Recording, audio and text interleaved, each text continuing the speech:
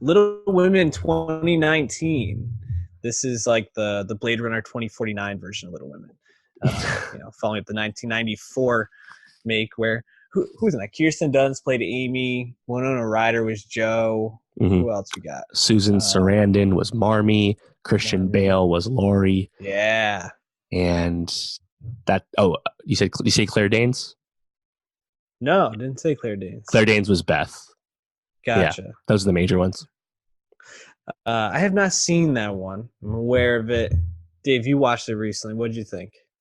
Yeah, so I watched it just a few days before I saw this new one from Greta Gerwig, and I, I mean, we all kind of know of Little Women and of Louisa May Alcott. I never read the book.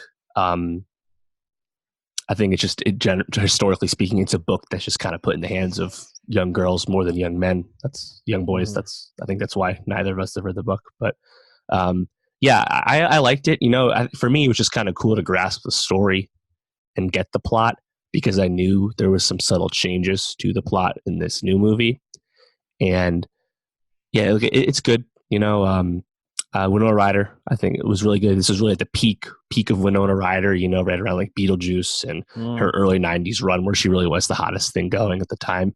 And Kirsten Dunst is a really, really good Amy because she's playing her truly as like the young brat that she's supposed to be in the beginning of the story. And, it looks like a period setting. So I liked it a lot. And young Bale was a good Laurie. But then seeing the new one and seeing the changes Greta makes, most obviously with telling the story in a nonlinear fashion. For one, knowing the story, it helped me follow the movie and appreciate what was being done. But also it was cool to have like previous versions of the characters that I could then play off of. And I will say that Chalamet and Saoirse are like the best versions of these characters. Like it just fucking closed the book, man. It's done. They're fucking insane in this movie. It's so good. On the screen. I was so sad that they didn't end up together in this. I was like literally protesting. I walked out with my fiance and I was like, man, how the hell did they not end up together? Is that really how it is in the book? Like, how is this like the case? Mm-hmm. It was upsetting, but man, I really love seeing them together. But before we get too far into it, you're talking about like the non-linear timeline of it, which I think works really effectively. Um, Especially as it like builds out backstory around some of the things happening in the present or the things that happened in the past. But the way Gerwig uses color and tone in those shots to kind of delineate like this is a shot that's happening in the past versus the present, specifically giving it warm tones in the lighting for the past shots versus very cold, more blue, less lively colors in the present. I think it is very easy to keep up with the shifting timelines. Is that a critique you've seen where people are confused by it, the structure?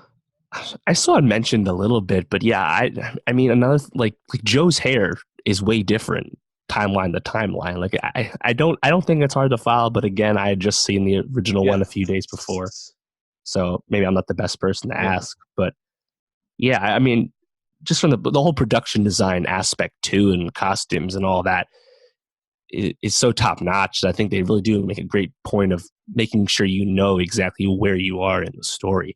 Part of this is, in 1994, Little Women, Kirsten Dunst stops being Amy. In the later timelines, a new older actress, but obviously in this one, Florence Pugh plays Amy the whole time.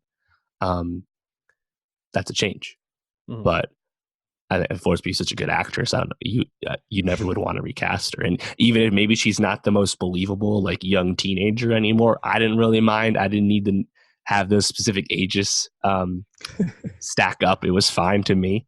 I was thinking about that. Just give me more Florence Pugh, dude. Well, ultimately, I think one of the best scenes in the movie is where Amy lays out the economic benefit of marriage to women of the time in the 1860s and what it means to be a woman and be a married woman. And having her spell that out to Laurie and the audience really rounds out the character of Amy to me. and she's not as likable in other portrayals, other adaptations, but I think it makes you understand more of how her and Lori come together at the end. While also, I think just adding like way more agency to her character.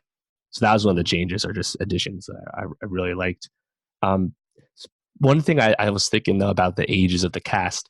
So initially, Emma Stone was going to be playing Meg, and then she dropped out due to I think scheduling, and Emma Watson came in. Obviously, a reverse of La La Land back in the Yep. day.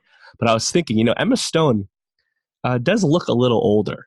She does look like she's in her early 30s, like she is. Mm-hmm. So I think Emma Watson, I think, was a more convincing older sister to Mm-hmm. Saoirse, Florence Pugh, and Liza Scanlon. So I kind of like that change, to be honest. Yeah, no, I think the casting this is great. The one knock I guess I would have if I had to say anything about the performances is that Emma Watson just cannot keep away from her British accent. Yeah. Like especially when she starts to cry, like she just goes straight Hermione Granger, which is fine, and like the casting this is freaking awesome. Like Laura Dern as Marmee Mm-hmm. plays that role so perfectly, and she just won the Globe last night for Best Supporting Actress in Marriage Story. But I would almost say that this performance is a little bit better. It's a little bit more tempered. Mm-hmm. She gets to do a little bit more rather than just be this like kind of over the top lawyer. I Right. feel like in Marriage Story. Uh, really, I really love her in this, and Laura Dern again remains on fire in all of her performance, everything she does. Streep, I think, is also good as well. I'm March, like Mm-hmm. just being cynical as shit. Yep. One casting thing I did have an issue with seeing Bob Odenkirk as the father. Really, like I did not know he was in this, and I just found myself being like, oh shit, that's Bob Odenkirk. Like, cool. Like really took me out of it for a second. But yeah, no, this was a delight to watch, and like you said, Chalamet and Saoirse are just fantastic. Yeah, I mean the scene on the hill, um, man, just blows the scene on the hill for 1994 out of the water, man. Oh my Oh, god. really? And it's funny because we're talking about fucking Winona Ryder and young Christian Bale of all people, but like Saoirse and Chalamet, as we've said ad nauseum, are like the new goats of their generation. We'll be talking about them forever. And Mm-hmm. yeah, like you said, they have such good chemistry, but also there's I think Laurie has a few more lines in this, just off my guess, which I liked. Also, they give Joe a little bit more like control over the telling of the story because non-linearity. You have her talking to Tracy Letts about selling the book. That doesn't happen in the original one. That's brand new for this. I like that. But yeah, I mean, they're so world class that when you pair them together, and again, they've already acted off each other before in Lady Bird, to pair them together in such a major way like this, and then have them carry emotional scenes, there's really nothing better than it. No. And like as you mentioned with Emma Watson, good actress, but when you're comparing her next to Saoirse and Florence and Timothy, it's a little more noticeable. Oh, for sure. There are levels to this shit, right? And I think uh, Chalamet, Pugh, and Saoirse are low. We didn't even talk about Eliza Scanlon yet. How did you feel about her in the movie? I mean, she's really just playing like the heartbeat, the soul of the family, right? The Yeah, goodness, I guess. and that's what happens with Beth. Beth gets sick. Beth dies. Makes people sad. Mm-hmm. That's what Beth's Yeah. supposed to do. But she gets a few other lines, stuff with the piano, stuff like that. And like Eliza Scanlon, we know she's really good from Sharp Objects. So even if she's really playing the fourth, fifth fiddle in all her scenes, it just kind of elevates the floor of the movie when you have someone like her just kind of, coming in relief once in a while. Yeah. Yeah. I don't really have too much to critique the movie on. Just things I really liked about it, honestly.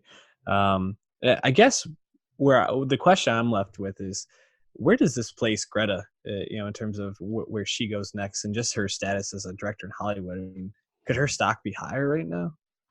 No, and that's the thing too. Coming off Lady Bird, when we knew she was adapting Little Women, something that's been adapted 1,000 times. There literally was a TV show version last year with Catherine Newton and Maya Hawke, for crying out loud. Mm-hmm. Once we heard it was Little Women, people were like, that's cool, do you? But you can do anything right now. Why are you going to do this? And then to see such an inspired take, and I think pretty universally the best version of the take, yeah, again, just raises the expectations once again. So it's she has to be the best working director, female director right now, and that speaks more to her peers and the lack of chances people get when they're women in Hollywood more than anything. But yeah, I mean these are 2 home runs back to back, so yeah, it's great. Yeah, it's awesome to see, and I just can't wait to see what she makes next now. I mean, we talk we've been talking a little bit more about like who's got our season passes, and we've been talking about it mostly with TV. So I'll be there to see whatever it is. So the way she gets performances out of people is just phenomenal. And I also like that she seems to be like gathering like her people, like Chalamet and Saoirse, and maybe now Florence are like, this is like her crew of like who's she's becoming like Wes Anderson. It's pretty exciting. Yes, exactly. Or maybe more like Scorsese. We'll say Scorsese a bit more. Last thoughts on the movie? It's made $80 million worldwide so far. Definitely has been exceeding expectations, having great holds thus far. I think this will help as an Oscar. There was some fear that this movie might fade away, but I think it's going to do decently at the Oscars, even if Greta probably won't crack through. And that's awesome to see because there was some, worry that men weren't going to show up for this, and they're not showing up too much, but it doesn't matter sometimes. And it's not mattering here. So it's great to see this movie really doing well.